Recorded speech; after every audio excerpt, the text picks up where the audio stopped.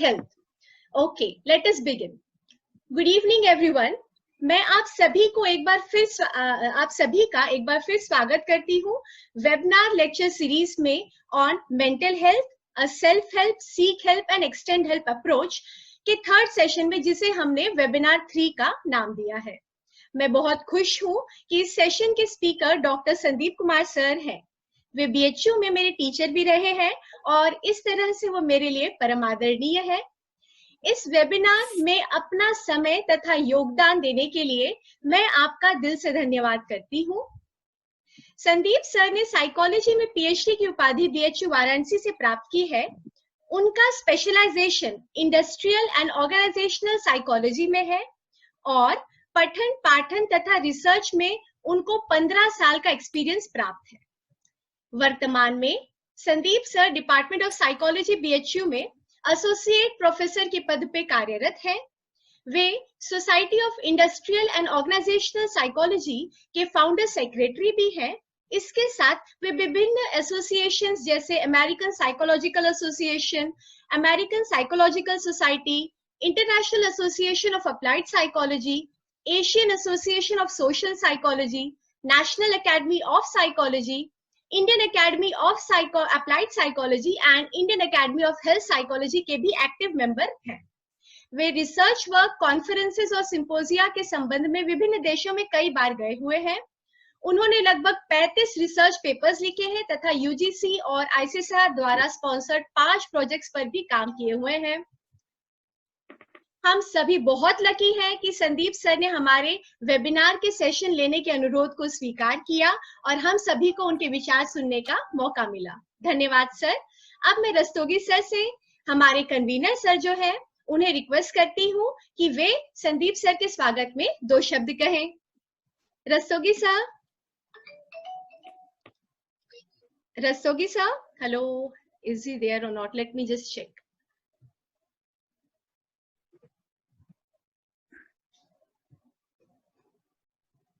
Kishore sir? Yes please आप Sandeep sir का स्वागत कर लें। रस्तोगी सर प्रोबेबली डिस्कनेक्ट हो गए हैं।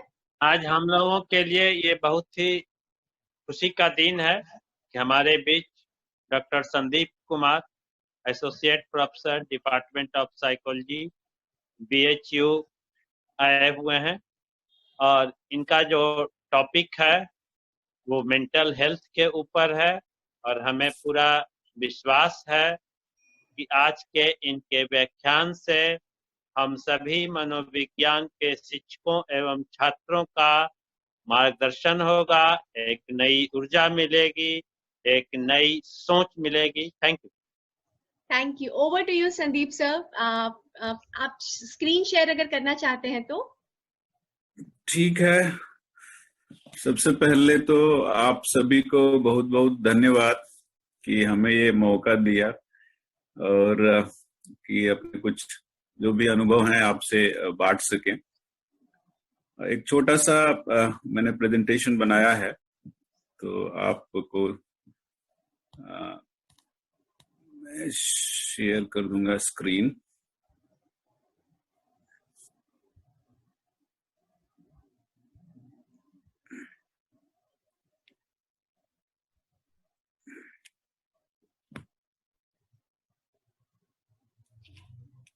I think yes sir, it's sharing. Sharing now. That can, okay. Probably you're sharing from your phone. I have never used phone, so I don't know. Yeah, it's okay. Yes, sir. Yes, sir. I haven't used phone yet. I'll have to experiment with that. Is it visible now? Yes, sir. Properly visible. Yeah.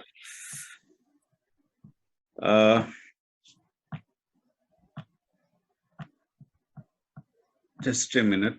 Yes. Okay. When Khushbu talked to me regarding the webinar, so I thought of a topic which is very relevant, especially in this the times of lockdown due to COVID-19. And in our general life also it is very much useful. Emotional intelligence, mindfulness, and health. So, as we all know, as a psychologist, that these topics are very important whenever you are dealing with people, especially when we deal people, we have to prepare ourselves. जब हम लोगों से चर्चा करते हैं, लोगों से interaction करते हैं, तो हमको स्वयं को भी प्रिपेयर करना होता है और इस तरीके से प्रिपेयर करना होता है कि हम उनको भी समझ सकें और खुद को भी समझ सकें। तो उसमें हमारी मदद जो ये सामवेगिक बुद्धि है, जो इमोशनल इंटेलिजेंस है, वहां पे काफी हमको मदद करती है। स्वयं के पर्सपेक्टिव में जब हम बात करते हैं, वहां पे हम खुद को प्रिपेयर कैसे करें, हम खुद को जाने कैसे, उसके लिए माइंडफुलनेस का जो कॉन्सेप्ट है उनमें काफी मदद करता है।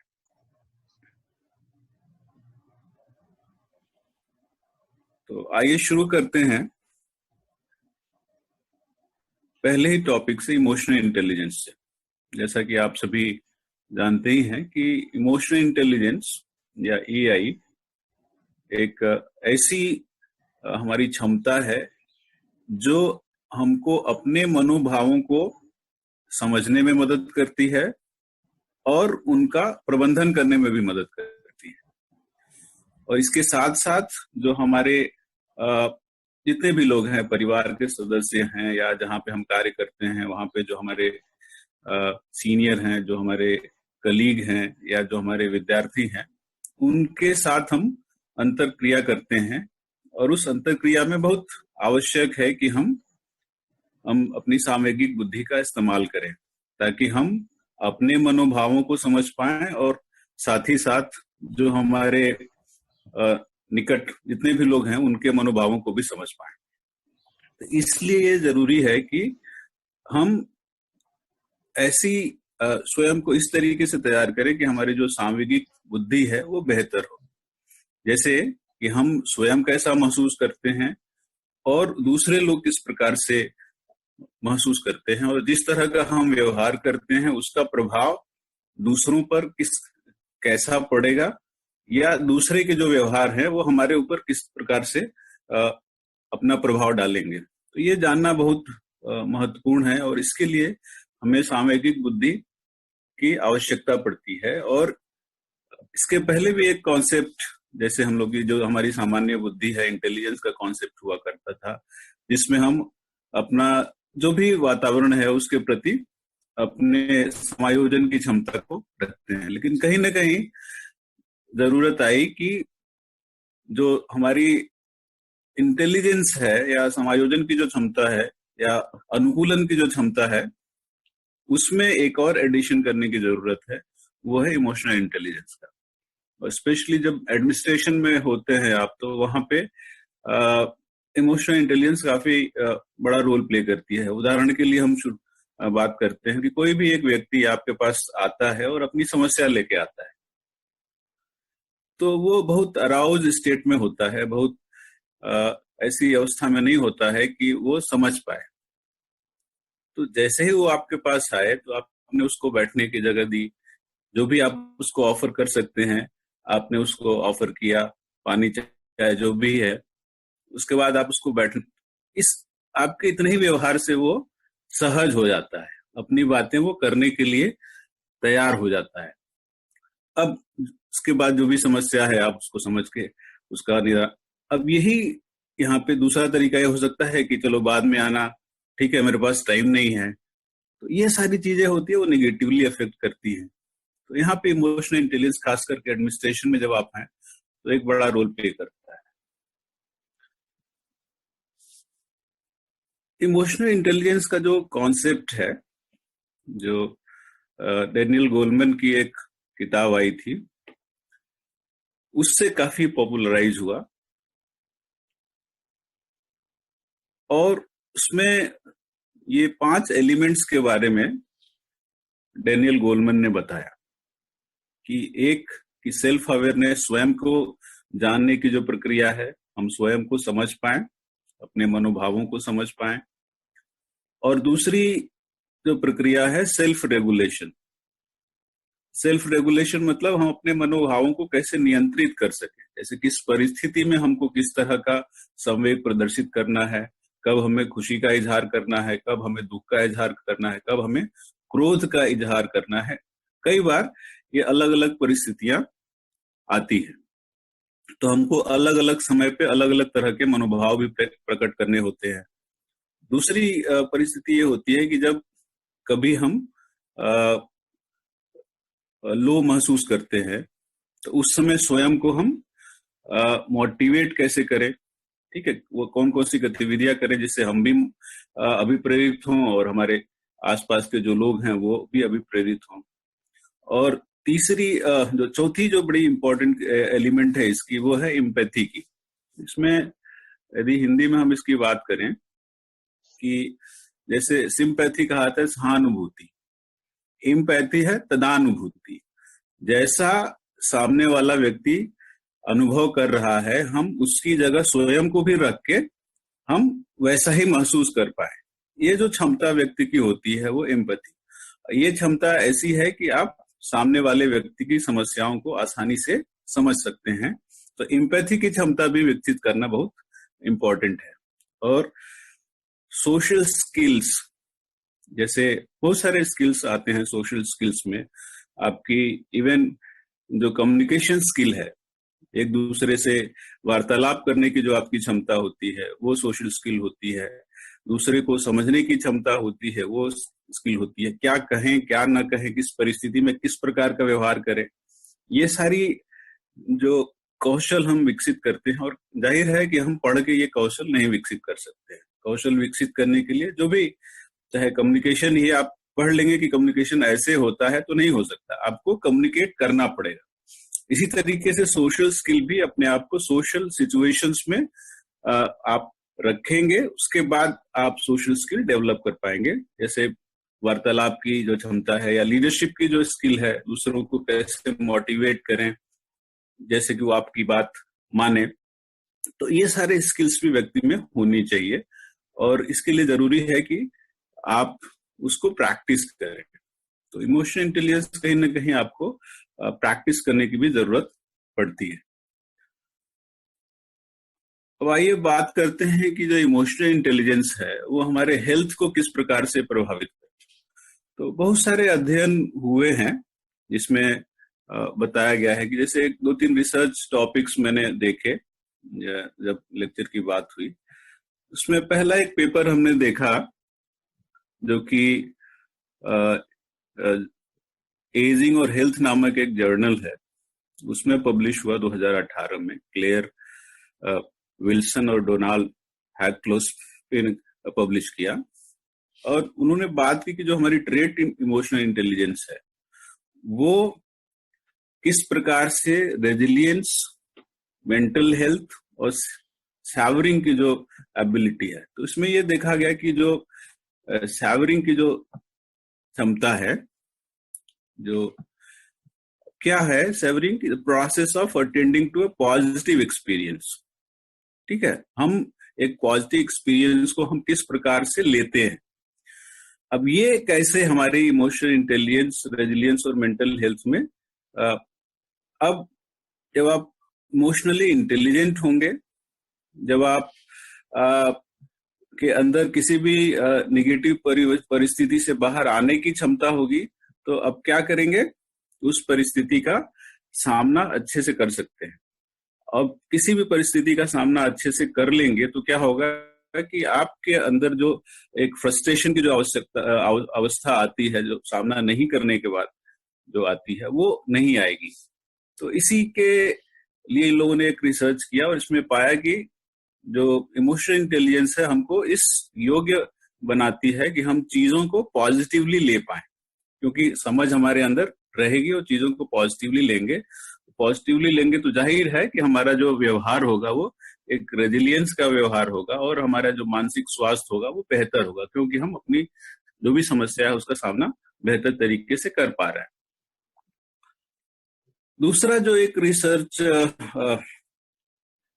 एनीज और मोइरा ने हेल्थ साइकोलॉजी रिव्यू में पब्लिश किया। एक रिव्यू है, काफी एक बड़ा रिव्यू है, करीब 4000 से ज्यादा का सैंपल था, करीब 45,000 के लोगों के ऊपर एक स्टडी की गई थी, एक मेटा एनालिसिस है। और जिसमें इन लोगों ने पाया कि जो इमोशनल इंटेलिजेंस है, जो ट्रेट इमोशनल इंटेलिजेंस है, वो हेल्थ से काफी पॉजिटिवली रिलेटेड है। हेल्थ में हमारी दोनों ही तरह की हेल्थ आती है, जो हमारे मेंटल हेल्थ की जो सिचुएशंस हैं, जो हमारी फिजिकल हेल्थ की जो सिचुएशंस हैं, दोनों ही कंडीशन में हम बेहतर तरीके से कोप कर पाते हैं। तीसरा एक रिसर्च जॉन हर्ली और उनके कलीग्स ने किया, जो कि international journal of mental health nursing में पब्लिश हुआ। उन्होंने बताया कि जो इमोशनल इंटेलिजेंस है वो रेजिलियंस को बिल्ड करने के लिए काफी मदद करता है। Emotional intelligence as a mechanism to build resilience. अब यहाँ पे इमोशनल इंटेलिजेंस हमको इस प्रकार से तैयार कर देता है ताकि हम जो भी निगेटिव सिचुएशंस हैं, जैसे कि हमारी जो डिप्रेशन की अवस्था आती है, एंजाइटी की आवश्यकता आती है, तो उस परिस्थितियों में हम कैसे अपने को संभाल कर रखें और उनको पॉजिटिवली रिस्पॉन्ड कर पाए।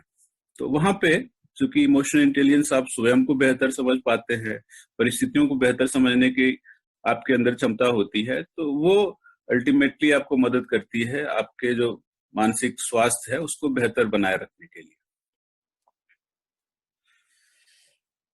इसके बाद बात करते हैं माइंडफुलनेस। अब ये जो अवस्था है कि it is a quality of being present and fully engaged. जो भी हम एक्टिविटी कर रहे होते हैं, चाहे हम पढ़ रहे हों, चाहे हम एक्सरसाइज कर रहे हों, चाहे जो भी गतिविधियां, तो एब्सेंट माइंडेड नहीं है। हम जो भी एक्टिविटी कर रहे हैं वहां पूरी तरीके से हैं। और माइंडफुलनेस की जो क्षमता है कि आप को इस योग्य बनाती है कि जो भी डिस्ट्रैक्शंस हैं उनसे आप फ्री रहें, अपने जो विचार हैं, अपने जो मनोभाव हैं, उनकी समझ, उनका अवेयरनेस है हो, आप उनको जानें। और अल्टीमेटली माइंडफुलनेस क्या करता है कि it wake up to the inner working of our mental, emotional and physical processes. हमको स्वयं के जो भी गतिविधियां हैं, जैसे मानसिक गतिविधियां हैं, हमारी सामूहिक गतिविधियां हैं, जो हमारी शारीरिक गतिविधियां हैं, उनके बारे में हमको अवेयर करता है, हम उनके बारे में जानते हैं। इसका मतलब हम स्वयं को बेहतर तरीके से समझने लगते हैं। अब माइंडफुलनेस किस तरीके से मदद करता है, आप देख सकते हैं कि mindfulness can help relieve stress, जो कि प्रत्याबल की जो भी हमारी समस्या है, ये सारे रिसर्च बेस्ड फाइंडिंग्स हैं, जो हमारा जो हार्ट डिजीज है उसमें मदद करता है। देन जो हमारा ब्लड प्रेशर है, यदि हम मेडिटेशन वगैरह प्रैक्टिस करते हैं तो उसको कम करने में मदद करता है। जो क्रोनिक पेन है, अलग अलग तरह के पेन होते हैं, जोड़ों के दर्द है या बहुत तरह के पेन है, उनको हमको रिड्यूस करने में मदद करता है। इवन कुछ लोगों को इंसोम्निया की प्रॉब्लम होती है, सो नहीं पाते हैं, उनके स्लीपिंग एबिलिटी को इम्प्रूव करने के लिए मदद करता है। फिर जो गैस्ट्रोइंटेस्टाइनल डिफिकल्टीज है, जो पेट की समस्याएं हैं, उनमें भी माइंडफुलनेस यदि है, आप स्वयं के बारे में अवेयर हैं, तो उसमें भी ये मदद करता है। तो माइंडफुलनेस इम्प्रूव्स वेलबींग, जो हमारी कुशलक्षेम है उसको बेहतर करता है, हमारी फिजिकल हेल्थ को बेहतर करता है और हमारी मेंटल हेल्थ को भी बेहतर करता है। हमको निगेटिव भाव नहीं आते हैं, हम पॉजिटिविटी हमारे अंदर रहती है। अब एक बड़ा मुद्दा है कि ठीक है, माइंडफुलनेस से हम स्वयं को समझते हैं, इमोशनल इंटेलिजेंस की वजह से स्वयं के साथ साथ हम दूसरों को भी समझते हैं, लेकिन हम इमोशनली इंटेलिजेंट कैसे बन पाएंगे या हम माइंडफुल कैसे बन पाएंगे, ये जानना जरा यहाँ महत्वपूर्ण हो जाता है। तो हम स्वयं को कैसे ट्रेन करें कि हम इमोशनली इंटेलिजेंट। ठीक है, अब कहा जाता है कि जो हमारी बुद्धि है हमारे पेरेंट्स से मिलती है, ठीक है, लेकिन इमोशनल इंटेलिजेंस ऐसी क्षमता है कि हमको यदि ट्रेन किया जाए या हम खुद प्रयास करें तो हम इमोशनली इंटेलिजेंट हो सकते हैं। उसके लिए कुछ गतिविधियां हैं जो हमको करनी चाहिए। तो जो अलग अलग जो फील्ड्स हमने बताया, जैसे self awareness, self regulation, motivation, इसको कैसे बनाया रखा जा सकता है, उसमें ये बहुत सी चीजें आती है। जैसे सेल्फ अवेयरनेस है, अपने बारे में आप अवेयर कैसे होंगे, ठीक है। तो आप पूछ सकते हैं कि ठीक है, स्वयं के बारे में अवेयर होना है तो हम क्या क्या करें कि हम खुद को बेहतर तरीके से जान पाए। उसमें कुछ लोग कहते हैं कि एक जर्नल आप रखें। जर्नल का मतलब होता है कि जो भी गतिविधियां आप करते हैं, जो भी आपके मनोभाव आते हैं दिन में, आप उनको लिखें। आप कब क्रोधित हुए, कब आप दुखी हुए, किन बातों से आप क्रोधित हुए, किन बातों से आप दुखी हुए, तो उनको आप नोट डाउन करते जाए। दूसरी चीज है कि आप जो कुछ एक्टिविटीज करते हैं, ठीक है, जब आप क्रोध का अनुभव करते हैं, जैसे ठीक है, क्रोध का अनुभव करते हैं या बहुत स्ट्रांग इमोशंस, नेगेटिविटी का अनुभव करते हैं, तो उस समय क्या करें। तो यहाँ पे लोग कहते हैं कि नहीं, आप उसमें थोड़ा स्लो डाउन करें, सोचें। उस परिस्थिति में आप कोई भी जो इमोशनल डिसीजंस होते हैं वो न लेके एक बार थोड़ा सा आप सोचें, उसको स्लो डाउन करें। अब स्लो डाउन करेंगे तो क्या होगा कि आपकी जो कॉग्निटिव एबिलिटी है, इमोशनल कॉग्निटिव एबिलिटी भी यहाँ पे रोल प्ले करेगी और आप डिसीजंस जो लेंगे वो बेहतर डिसीजंस ले पाएंगे। तो इस तरीके से आपको खुद के बारे में अवेयर रहने की आवश्यकता होती है और उस तरीके से आप ये गतिविधियां करके सेल्फ के बारे में आप अवेयर हो सकते हैं। दूसरा एस्पेक्ट है सेल्फ रेगुलेशन, खुद को कैसे नियंत्रित कर सके, क्या क्या चीजें आप करें कि आप खुद को रेगुलेट कर सकते हैं। जैसे एक एस्पेक्ट होता है कि अपने जो जीवन मूल्य हैं उनके बारे में थोड़ा सा अपने को अपडेट रखें कि आप क्या करते हैं, जैसे किस चीज से आप बिल्कुल कॉम्प्रोमाइज नहीं कर सकते हैं, ठीक है, आपका जो एथिकल वैल्यूज हैं वो क्या हैं, क्या आपके लिए सही है, क्या आपके लिए गलत है, ठीक है। तो अपने वैल्यूज को जानना बहुत जरूरी है। और जो आपकी गतिविधियां हैं, जो भी आप कर्म करते हैं, उसके लिए आप ही अकाउंटेबल भी होते हैं, आप भी रिस्पॉन्सिबल भी होते हैं। तो अपनी अकाउंटेबिलिटी तय करना जरूरी है। जो भी गतिविधियां आप करेंगे आप उसके लिए जिम्मेदार होंगे। तो अब ये गतिविधियां जो भी होंगी वो चूंकि जो भी गतिविधियां कर रहे हैं उसके लिए आप खुद को जिम्मेदार मान रहे हैं, तो जाहिर है कि आप जो निगेटिव एक्शंस होंगे वो आप नहीं लेंगे। एक कमिटमेंट जो होगा आपका वहां पे रहेगा। तीसरा एस्पेक्ट है कि फिर सिर्फ रेगुलेशन में जो भी इमोशनल डिसीजंस की बात आती है, ठीक है, तो वहां पे भी अपने आप को थोड़ा सा शांत रखने की कहा गया है कि जो भी अराउज स्टेट होता है, जो भी डिसीजंस आप लेते हैं उस समय बहुत सही डिसीजंस नहीं ले पाते हैं, क्योंकि आपकी जो मनोदशा होती है वो इस योग्य नहीं होती है कि आप एक जो सही गलत का फर्क है वो कर पाए। तो थोड़ा सा वहां पे शांति बनाए रखने के लिए आवश्यकता होती है। प्लस अब खुद को मोटिवेट कैसे रखें जो कुछ गतिविधियां करते हैं। तो आपको जो भी आप करते हैं कि आप जो भी कुछ गतिविधियां कर रहे हैं तो आप उनको री एग्जामिन करें कि आखिर जो कर रहे हैं उसका लक्ष्य क्या है, किस लिए आप वो कर रहे हैं, ठीक है। प्लस आपको एक ऑप्टिमिस्टिक अप्रोच की जरूरत होती है, कि एक आशावादी अप्रोच की जरूरत होती है कि एक आशा, जो भी आप कर रहे हैं लक्ष्य प्राप्त होगा, ठीक है।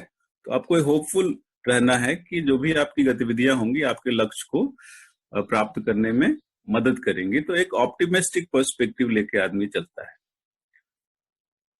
चौथा जो पर्सपेक्टिव है कि चौथे पर्सपेक्टिव में हम कैसे खुद को ट्रेन करें कि हम दूसरे को बेहतर तरीके से समझ पाए। तो इसके लिए जरूरी है कि जब किसी की निंदा करते हैं या जब किसी के बारे में बुरा भला कहते हैं तो उसके पहले आप सोचे कि यदि आप उसकी जगह पे होते तो आपको कैसा अनुभव होता। ठीक है, तो put your self in समवर else.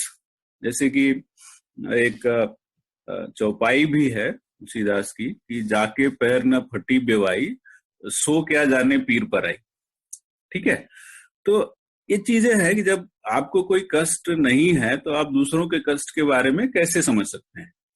तो एम्पैथी एक ऐसी क्षमता है कि जिसको आपको ये मदद करती है कि आप स्वयं को दूसरे के स्थान पे रख के देख पाए कि वो कैसा महसूस कर रहा हो। यदि आप किसी से बुरा बर्ताव करते हैं और आपसे वही व्यक्ति उसी तरह का व्यवहार करता है तो आप कैसा महसूस करेंगे। इससे एक संबंधित एक केस याद आता है कि एक कंपनी में एक सुपरवाइजर काम करता था और उस सुपरवाइजर को लगता था कि वो जैसा भी व्यवहार करता है ये बड़ा अच्छा करता है, लेकिन उस व्यवहार में एक बड़ा गलत बात थी उसके कि वो बात बात में लोगों को गाली देता था। ठीक है, जाहिर है कि आप जिससे काम करा रहे हैं गाली देंगे तो बिल्कुल उसको पसंद नहीं आएगा। तो अल्टीमेटली क्या हुआ कि एक समय आ गया कि सारे एम्प्लॉयज ने कहा एनफ इज एनफ, हम इस व्यक्ति के साथ काम नहीं कर सकते हैं। तो रिप्रेजेंटेशन चला गया मैनेजमेंट के पास कि ये जो व्यक्ति है बहुत गाली गलौज वाली चीज करता है हम लोग के साथ, हम इन लोग इसके साथ काम नहीं करना चाहते हैं। तो मैनेजमेंट ने सोचा कि अच्छा ये व्यक्ति तो हमारे लिए बड़ा प्रोडक्टिव है, ये हमारा बड़ा काम करता है, इसको नौकरी से निकालना तो एक निदान नहीं है। फिर उन लोगों ने एक मनोवैज्ञानिक को हायर किया कि अच्छा ये जो समस्या है इसका निदान आप करिए। तो वहां पे मनोविज्ञान की एक तकनीक है, आप सभी जानते ही होंगे, बिहेवियर मॉडिफिकेशन की एक टेक्निक है रोल प्लेइंग की। तो रोल प्लेइंग की जो टेक्निक है वहां पे मनोवैज्ञानिक ने इस्तेमाल किया। वो कहा कि ठीक है आप लोग एक इस समस्या का समाधान करने के लिए हम एक उपाय बताते हैं कि जो आपके सुपरवाइजर साहब हैं कुछ दिनों के लिए एक एम्प्लॉय की तरह काम करेंगे और आप में से एक कोई एम्प्लॉय एक सुपरवाइजर की तरह काम करेगा और वो वैसा ही व्यवहार करेगा जैसा ये व्यवहार करते थे। तो जाहिर है कि जो व्यक्ति आप रोज आपके साथ गलत व्यवहार करता हो उसके साथ भी वैसा ही व्यवहार करने का मौका मिले तो आप क्या करेंगे। तो अल्टीमेटली हुआ वही, उस व्यक्ति ने वैसा ही व्यवहार किया जैसा सुपरवाइजर करता था। देन सुपरवाइजर रियलाइज कि नहीं, जो हमारा व्यवहार था वो गलत था, क्योंकि यदि हमें बुरा लग रहा है तो जो दूसरे एम्प्लॉयज हैं उनको भी बुरा लगता रहा होगा। तो इसका मतलब क्या था कि जो व्यक्ति है खुद को दूसरे व्यक्ति के पास दूसरे व्यक्ति की तरह रख के समझने की क्षमता नहीं थी और इस तकनीक के माध्यम से वो क्षमता किसी न किसी रूप में डेवलप करने की कोशिश की गई।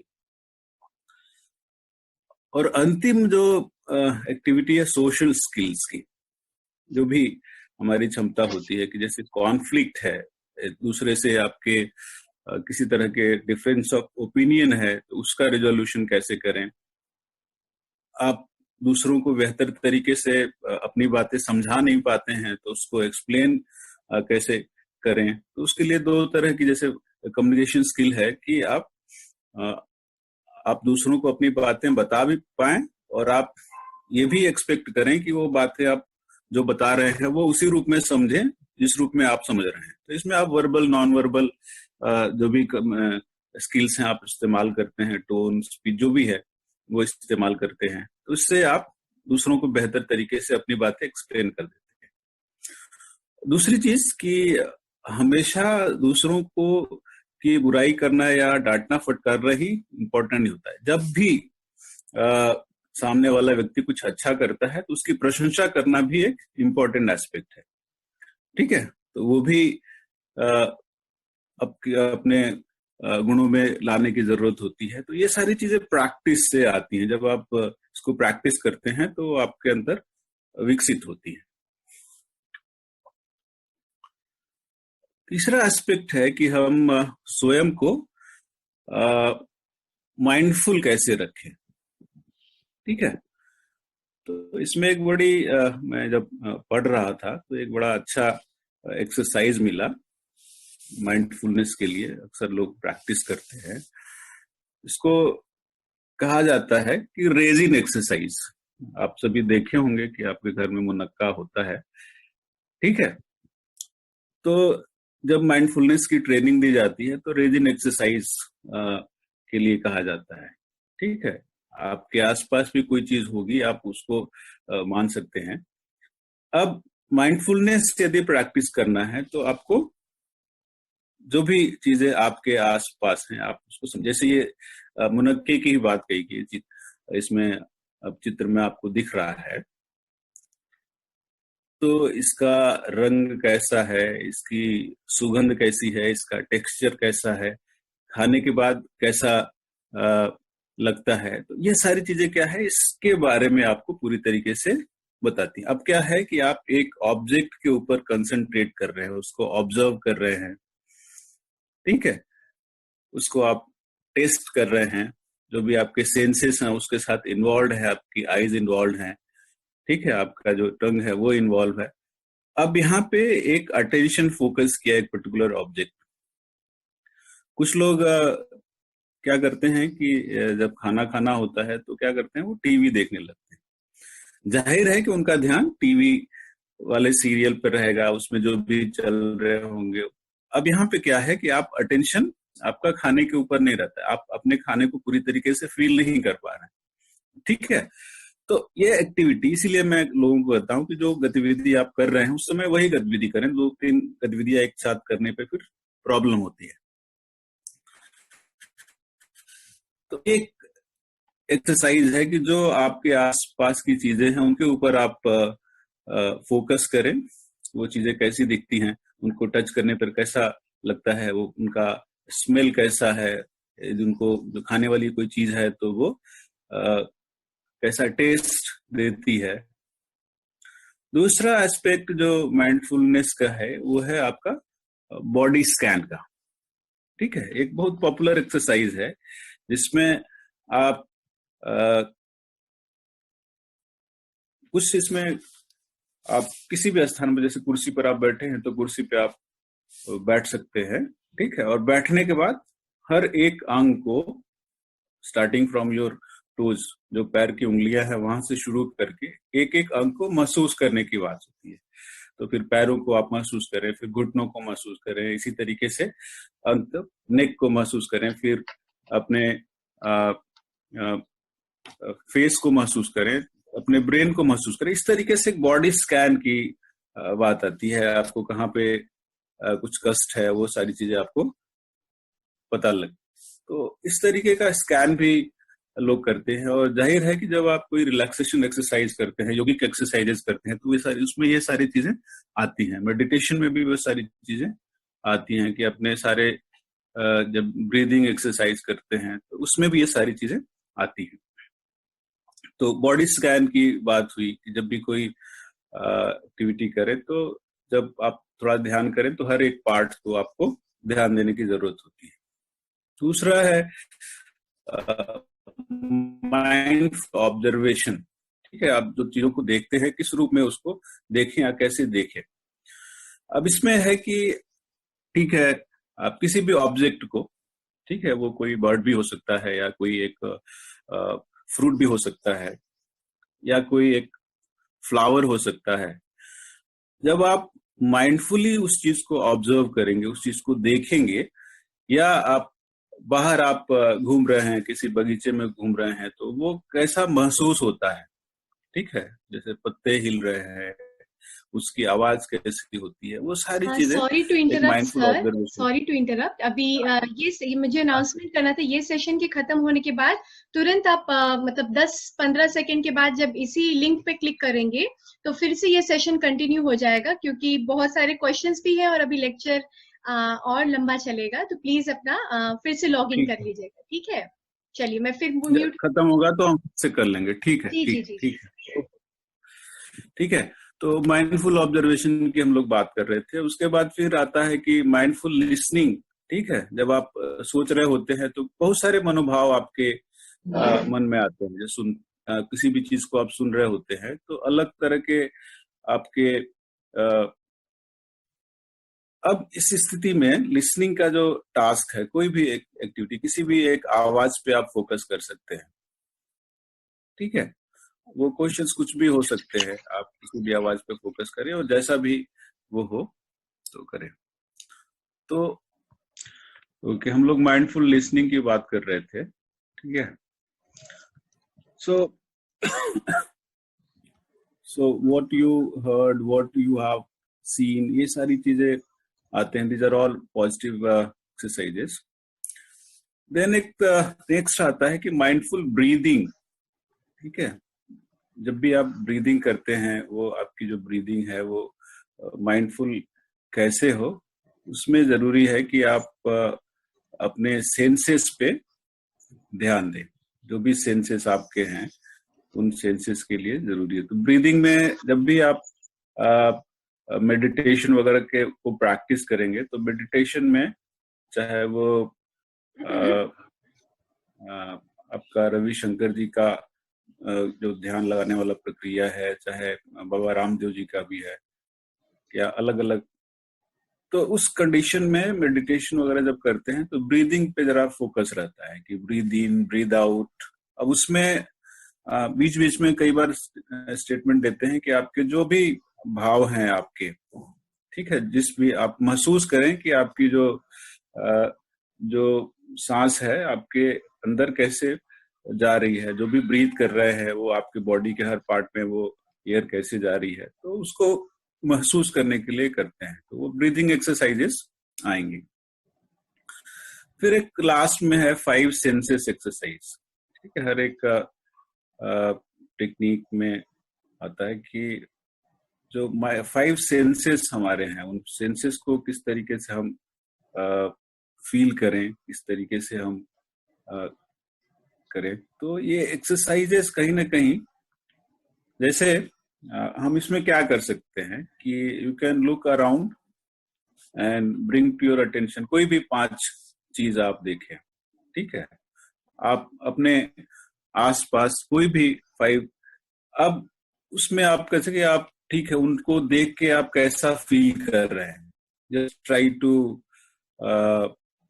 अब फील करने में, अब इसमें क्या हुआ कि आपने क्या सुना, क्या देखा, ठीक है, क्या आपने स्मेल किया, या किसी चीज को आप टच कर रहे हैं तो कैसा फील हुआ।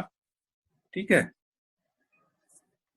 और कोई ऐसी चीज है जहां पे आप हैं वहां पे जिसको आप टेस्ट कर सकते हैं। तो ये जितने भी आपके सेंसेस हैं उनको एक्टिवेट करने की बात होती है। तो इस तरीके से अलग अलग एक्सरसाइजेज है जो आपको माइंडफुल या स्वयं को जानने में मदद करते हैं।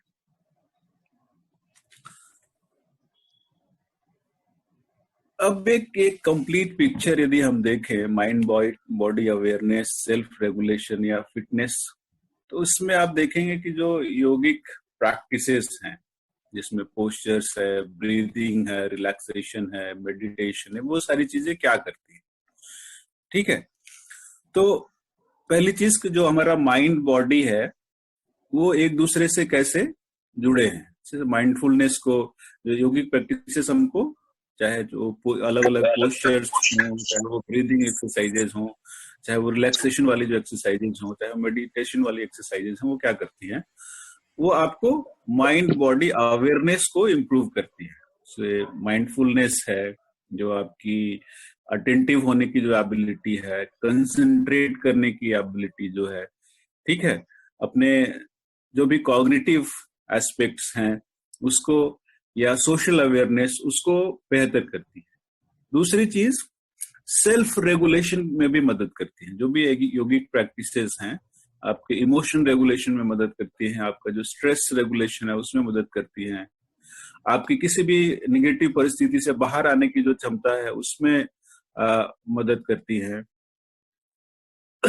इक्वानिमिटी का कॉन्सेप्ट है, हर परिस्थिति में समभाव की जो आपकी दुख सुख में समान रहने की जो आपकी जो एबिलिटी है उसको एक्सप्लेन करती है।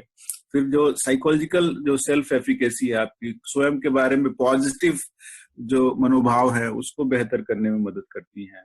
फिजिकल फिटनेस की जो चीजें हैं जैसे फ्लेक्सिबिलिटी है, स्ट्रेंथ है, बैलेंस है। अब योगिक एक्सरसाइजेज में आप देखेंगे कि आपको माइंडफुल भी रहने की बात कर रहे हैं, इमोशन रेगुलेशन की भी बात कर रहे हैं, फ्लेक्सिबल होने की भी बात कर रहे हैं। तो उसका एक फायदा है कि आपकी जो मेंटल स्टेट है, आपका हेल्थ है, इवन आप परफॉर्म भी बेहतर तरीके से कर पाते हैं। तो ये प्रैक्टिसेस, चाहे वो इमोशन रेगुलेशन की बात हो, चाहे वो माइंडफुलनेस की बात हो, कहीं ना कहीं ये योगिक प्रैक्टिसेस में आ जाती हैं। तो अब ये योगिक प्रैक्टिसेस क्या करेंगे, आपके बिहेवियर्स को, आपके मेंटल स्टेट को, आपके हेल्थ को, आपके परफॉर्मेंस को बेहतर बनाती हैं। आपका जो मूड है वो उसको पॉजिटिव बनाती है। आपका जो वेलबींग है, ठीक है, इमोशनल वेलबींग, सोशल वेलबींग, सारे जो एस्पेक्ट्स हैं, जो हेल्थ के पैरामीटर्स हैं, उसमें physical, emotional, social, spiritual, mental, वो सारी चीजें उसमें आती हैं। देन साइकोलॉजिकल डिसऑर्डर्स जो है उनको कम करती हैं, एंजाइटी कम होगा, स्ट्रेस कम होगा। पॉजिटिव बिहेवियर्स को, एक दूसरे को बेहतर तरीके से उसको देखने की जो आपकी क्षमता है उसको इम्प्रूव करेंगे। जो भी निगेटिव बिहेवियर्स हैं, अग्रेसिव आप दूसरे में होते हैं, दूसरे के प्रति होते हैं, उसको कम। आपकी जो फिजिकल हेल्थ है, ठीक है, जाहिर है कि आप कम स्ट्रेस में रहेंगे, पॉजिटिव रहेंगे, तो फिजिकल हेल्थ भी आपकी बेहतर होगी, एकेडमिक परफॉर्मेंस भी बेहतर होगा। एक दूसरे के साथ जो संबंध जो अक्सर निगेटिव चीजों के कारण होते हैं वो बेहतर होंगे, और अल्टीमेटली आपकी जो क्वालिटी ऑफ लाइफ है वो, ये सारी चीजें। तो एक योगिक प्रैक्टिसेस हैं, उसमें आपका इमोशन रेगुलेशन के बारे में भी बताता है, आपके माइंडफुल होने के लिए बताता है। तो इन्हीं सब शब्दों के साथ आप सभी खुश रहें, प्रसन्न रहें, और यदि आपके कोई प्रश्न हो तो हमारा ईमेल आईडी है skumarbhu@gmail.com, और हमारा फोन नंबर व्हाट्सएप है, आप इस पे कभी भी मैसेज कर सकते हैं, 9415304668। सर ईमेल आईडी एक बार और बोलिएगा सर। skumarbhu@gmail.com, और व्हाट्सएप नंबर है 9415304668।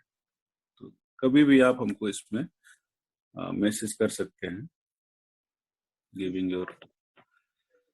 तो यहाँ पे मैं स्क्रीन शेयरिंग बंद करूंगा, और उसके बाद आपके जो भी प्रश्न होंगे वो हम लोग लेंगे एक एक करके।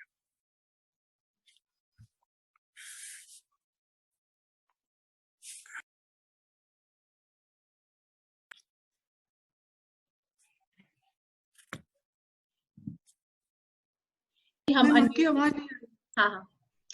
हाँ, सर स्टूडेंट से मेरा ये रिक्वेस्ट है कि जो क्वेश्चंस उन्होंने पहले सेशन में पूछे थे, यहाँ फिर से पुट अप कर दीजिए। जितना हमें याद आ रहा है, बच्चे थोड़ा सा पूछ रहे हैं व्हाट इज माइंडफुलनेस, उनको उससे कंसेप्ट का बारे में नहीं पता, नया कंसेप्ट है एक्चुअली उनके लिए।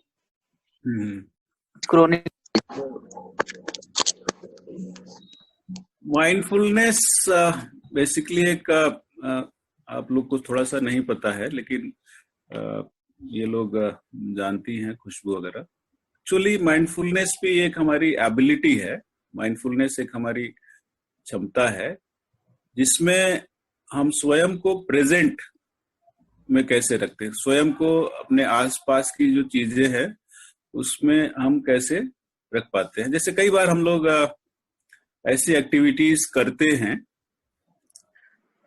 जिसमें लगता है कि हम स्वयं से अलग हैं। जैसे आपने चश्मा पहन लिया हो, और चश्मा पहनने के बाद आप चश्मा ढूंढ रहे हो, ठीक है, तो कहीं ना कहीं इसमें समस्या है कि आप प्रेजेंट में अवेयर, प्रेजेंट में नहीं है, ठीक है। प्लस बहुत पहले की बात है, जब मैं छोटा था, करीब 9th-10th में पढ़ता होऊंगा, तो मेरे अंकल थे, वो टॉवेल लपेटे हुए हैं और फिर ढूंढ रहे हैं पूरे घर में कि टॉवेल कहाँ है। तो it means you are not aware about your surroundings. पहले आप थोड़ा सा शांत होइए, दूसरे के ऊपर चिल्लाने से पहले एक बार सोचिए कि आखिर आपके पास वो चीजें है कि नहीं। चश्मा पहन लिए हैं, चश्मा ढूंढ रहे हैं, तौलिया पहने हुए हैं, तौलिया चिल्ला रहे हैं, बच्चों के ऊपर चिल्ला रहे हैं, पत्नी के ऊपर चिल्ला रहे हैं, ठीक है। तो ये सारी चीजें क्या है, ये कुछ एग्जाम्पल्स है जो माइंडलेसनेस को बताते हैं। माइंडफुलनेस क्या है कि थोड़ा सा किसी के ऊपर चिल्लाने के पहले थोड़ा सा एक बार देखे तो सही, ठीक है, एक बार ढूंढे तो सही कहाँ है, तो अल्टीमेटली यदि वो चीजें आपके पास है तो वो आ जाएंगी।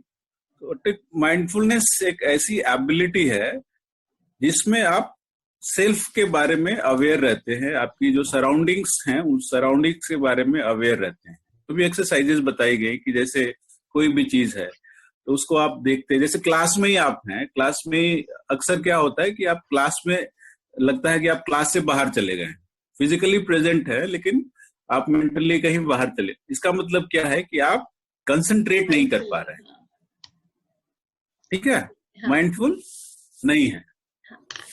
ये सारी चीजें। नेक्स्ट एक बच्चा पूछ रहा है क्रॉनिक डिजीज, प्रोबेबली ये इंग्लिश टर्म है इस वजह से शायद नहीं समझ में आ रहा है सर। क्रॉनिक डिजीज किसे? क्रॉनिक डिजीज कोई भी ऐसी बीमारी जो लंबे समय तक हो, ठीक है, लंबे समय। क्रॉनिक का मतलब होता है लंबे समय तक रहने वाली जो बीमारी होती है उसको हम क्रॉनिक डिजीजेस कहते हैं। जैसे क्रॉनिक स्ट्रेस है, तो क्रॉनिक स्ट्रेस मतलब ऐसा स्ट्रेस जो लंबे समय तक आपके साथ रहता हो। जैसे उदाहरण के लिए एक कोई छोटी सी घटना है लेकिन वो हमेशा आपके साथ होती हो, जैसे सुबह सुबह आप डिपार्टमेंट जाने के लिए या कॉलेज जाने के लिए आप निकलने वाले हो तो आपका जूता नहीं मिलता है या चाबी की जो की है आपकी बाइक की या साइकिल की वो नहीं मिलती है, तो क्या हुआ, तो अल्टीमेटली उस समय आप स्ट्रेस में आ जाते हैं। जी। स्टूडेंट्स फिजिकल और इमोशनल, अच्छा इनका ये है कि फिजिकल या इमोशनल मतलब किस तरह का क्रॉनिक स्ट्रेस होता है? प्रोबेबली ये दोनों ही तरह का होता है, उसमें कोई डिफरेंस नहीं है। कोई भी अगर स्ट्रेस है तो और फिजिकल लेवल पे भी कुछ बीमारी लंबे समय तक चलती है, वो क्रॉनिक टर्म मतलब लंबे समय तक कोई भी तरह की बीमारी हो सकती है। सर एक और बच्ची है जो बोली, hello sir, this is Anushka, we as well as all are aware of today's scenario. Screen time is a major problem that everybody is facing. Okay, screen time, they are more on phone or mobile or any screen, and is also one of the major problem in building the relationship. What do you suggest about developing emotional intelligence in kids under this scenario? Please enlighten. Should I repeat? नहीं ठीक है। जो screen time की बात कर रहे हैं ना कि जो भी पेरेंट्स हैं वो स्क्रीन टाइम उनका बढ़ गया है, तो इसके दोनों ही एस्पेक्ट्स हैं, निगेटिव एस्पेक्ट्स भी है और पॉजिटिव एस्पेक्ट्स भी है। निगेटिव इसमें है, इस एस्पेक्ट में है कि आप ठीक है आप स्क्रीन पे ज्यादा टाइम दे रहे हैं तो जाहिर है कि घर में पत्नी है, बच्चे हैं, उनको ध्यान नहीं देंगे, ठीक है, जी जी, तो कहीं ना कहीं वो इग्नोर्ड फील करेंगे, ठीक है, नेग्लेक्टेड फील करेंगे। दूसरा एस्पेक्ट है कि जो स्क्रीन टाइम बढ़ गया तो आप स्क्रीन के साथ बिजी रहे तो पत्नी के साथ आपके वार्तालाप कम होंगे, तो कॉन्फ्लिक्ट होने की संभावना कम हो जाएगी, ठीक है। अभी एक दूसरी मीटिंग चल रही थी, वो जो BHU के अलुमनाई हैं उनके साथ, कि स्क्रीन टाइम मतलब फोन पे लगे रहने से के कारण पत्नी से उनका इंटरेक्शन कम हो रहा है, ठीक है, या पत्नी फोन पे लगी है तो उनको तंग कम कर रही हैं, तो इसमें क्या है, कोई पॉजिटिव एस्पेक्ट में भी जा रहा है, ठीक है। लेकिन बच्चों का क्या है कि जो स्क्रीन टाइम यदि ज्यादा है तो उनके अपने हेल्थ के लिए भी ठीक नहीं है, ठीक है। उस कंडीशन में कुछ जो घर में जो फिजिकल चीजें हैं, जैसे कलरिंग का जो कॉन्सेप्ट है या पढ़ाई लिखाई का जो भी चीजें हैं, उनको कुछ ऐसी एक्टिविटी में लगाए जो हेल्दी एक्टिविटी, ठीक है। अभी हम बहुत सारे अखबार वगैरह में देखिए, बहुत सारे कार्टून्स, बहुत सारे पिक्चर्स बच्चे बना के वो भेज रहे हैं और उनके अखबार में छप भी रहे हैं, तो उससे भी मोटिवेट हो रहे हैं। तो कोविड के बहुत सारे इलाज भी उसमें बता रहे हैं। कुछ लोग डॉक्टर, अभी एक हमारी कल स्टूडेंट है वो अपने बच्चे को डॉक्टर का किट दी हुई है, वो डॉक्टर की तरह उसका इलाज कर रही है। अब ये क्या है, फोन से दूरी हो गई और वो एक पॉजिटिव चीज में खुद को एक डॉक्टर की तरह देखने लगी, ठीक है, एक डॉक्टर की तरह बिहेव कर रही है। कुछ बच्चे हैं खुद को एक टीचर की तरह देख रहे हैं, घर में ही क्लास उनकी लग रही है। जैसे हमारे यहाँ तुषार जी हैं, तो अक्सर उनकी जो बेटी है वो क्लासरूम में जैसे टीचर बिहेव करती है वैसे ही वो घर पे पापा को बैठा के या मम्मी को बैठा के पढ़ाने लगती है। ये चीजें क्या है कि स्क्रीन टाइम से आपका उधर, तो पॉजिटिव एक्टिविटीज में लगने की जरूरत है। सर बच्चों चंचल को भी है, ऐसे एंगेज करना। Chanchal hai. Hello sir, this is Chanchal. My problem is that sir, when someone hurts me, then I talk with them, so I become very emotional and easily start crying. Means I cannot control myself. This type of thing happens to me. I am very sensible type person, so could you please tell me like how I can overcome this? वो sensitive है और ये बहुत ज्यादा sensitive होने के कारण problem उनके लिए हो रही है और इस वजह से आपसे सोल्यूशन पूछ रहे हैं कि क्या करें इस केस में। इसमें ये है कि पहले तो खुद को बुरा न लगे, ये इंश्योर करें कि सामने वाला जो व्यक्ति है जो भी कह रहा है, तो पहले तो ये जानने की कोशिश करें कि वो सामने वाला व्यक्ति ऐसा बोल क्यों रहा है। कहीं उसकी मनोदशा ही तो खराब नहीं है, कहीं वो खुद ही तो कष्ट में नहीं है। ठीक है, हम लोग मनोविज्ञान में क्या पढ़ाते हैं कि कोई भी व्यक्ति किस तरह का व्यवहार करता है, कोई ना कोई उसके पीछे रीजन होता है। या तो आपने उसको कहीं कुछ हर्ट किया है इसलिए वो ऐसा बिहेव कर रहा है, या कहीं ना कहीं उसकी अपनी जिंदगी में कोई ना कोई समस्या है जिसके कारण वो अपनी समस्या को डिस्प्लेस कर रहा है। अक्सर ये होता है कि जब हम खुद समस्या में होते हैं तो सामने वाले व्यक्ति को भी हम उसी तरीके से रूडली बिहेव करते हैं। ठीक है, उदाहरण के लिए sorry to interrupt you sir, listen, actually होता है क्या है कि मतलब थोड़ा सा भी कोई कुछ बोल दे तो बहुत जल्दी इमोशन, आंसू बहुत जल्दी निकल जाते हैं। और क्या होता है, किसी से कुछ हो गया, किसी को बहुत ज्यादा डांट भी दी है, उस वक्त अच्छा लगता है चलो इसको सुना दिया, लेकिन उसके बाद खुद खराब लगता है कि ऐसे किसी को नहीं। जैसे कि होता है ना, किसी लड़का से झगड़ा हो गया मैम, तो उसको सबके सामने ये सही नहीं है, ये गलत है, ये बोलते हैं ना हम लोग, तो उसको उस चीज के लिए हम बोल देते, लेकिन बाद में फिर खुद पे खुद बहुत ज्यादा रोना आता है कि ऐसा क्यों किया। ये प्रॉब्लम है, रोना बहुत जल्दी आता है। ये है भी तो ऐसा व्यवहार ही क्यों करे कि बाद में पछताना पड़े।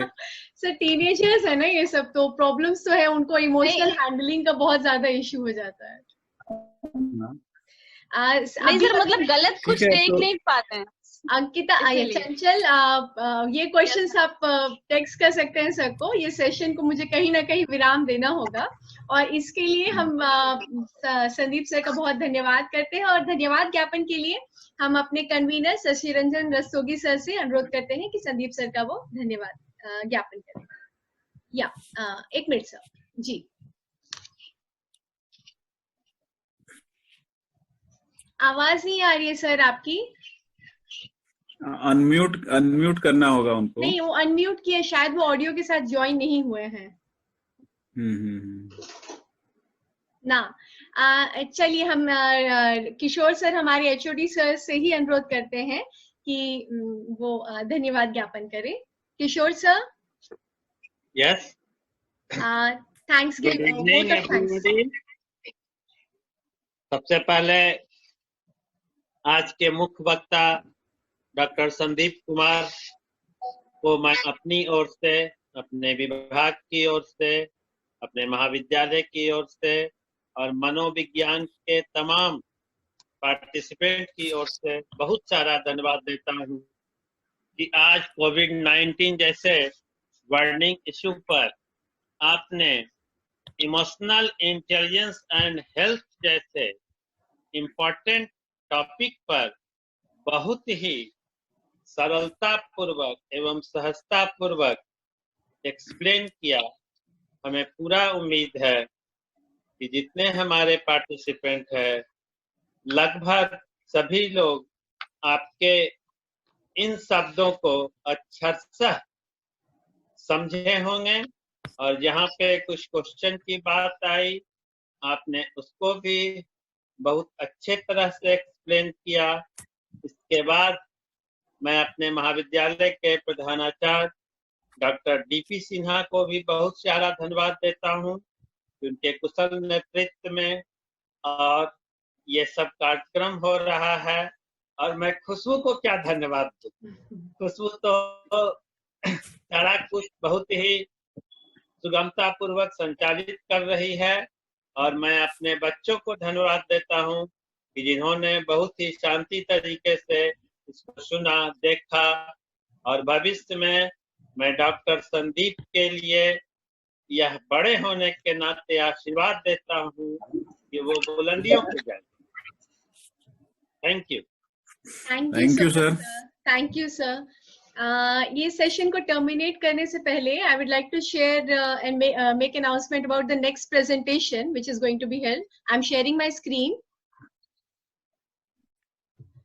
ये आज का प्रेजेंटेशन था on emotional intelligence and next presentation it's on keeping well amidst COVID-19 pandemic, a self-help perspective. The session will be held by Dr. Tushar Singh, Assistant Professor, Department of Psychology, Banaras Hindu University. And the session is scheduled on 5th of May 2020, time 5 to 5:45.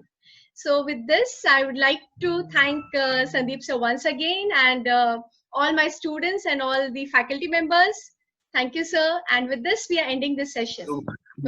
Dubai वाले को भी thank you कर दो। The international participant who participated in our session, a special thanks. Hello, sir. Thank you so much. Hello, Vikal. Yes, sir. Yes, sir. How are you doing? I am fine. Hello, Vikal. I was literally totally active. Hello. Hi, Ms. Khushbu. How are you doing? I'm fine. Hope you're doing well.